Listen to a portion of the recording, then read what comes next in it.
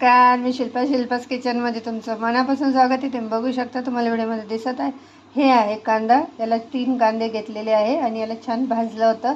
मी बनवत आहे अंडा करी आणि याला छान भाजल्यावर याच्यात टाकली आहे कोथिंबीर, अद्रक आणि लसूणची ही पेस्ट आहे.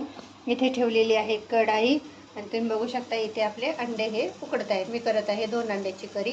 तुम्ही बघू शकता आपलं हे तेल छान असं गरम झालेलं आहे. सोबत टाकायचं आपल्याला ही पिसलेली ग्रेव्ही. तुम्ही बघू शकता छान अशी. त्याच्यानंतर आपल्याला ती चांगलीशी परतून घ्यायची आहे.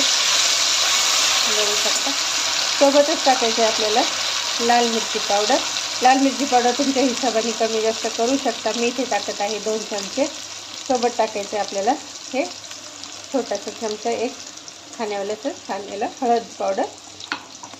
त्यासोबत टाकायचं आहे आपल्याला धना पावडर इथे 2 चमचे आणि याला छान असं परतून घ्यायचं आहे आपल्याला या पेस्टला.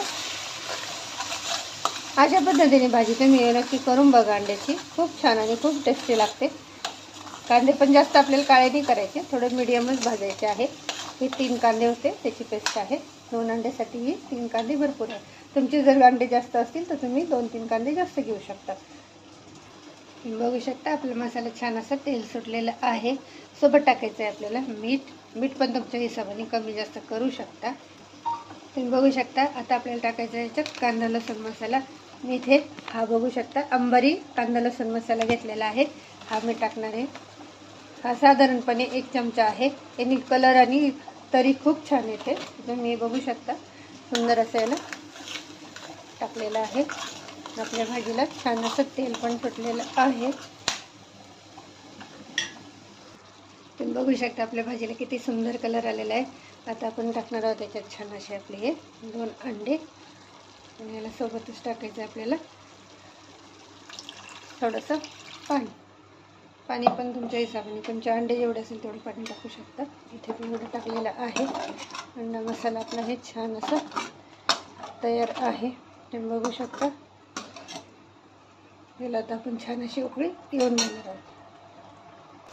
तुम्ही बघू शकता आपली भाजी उकळी आहे. आता आपण करू गॅसला बंद आणि करू प्लेटिंग. बघू शकता किती सुंदर अशी आपली भाजी तयार आहे. आणि मी इथं घेतलेलं आहे हा बाउल. याच्यात छान केलेलं आहे प्लेटिंग आणि इथं वरून टाकायचे आपल्याला थोडीशी कोथिंबीर.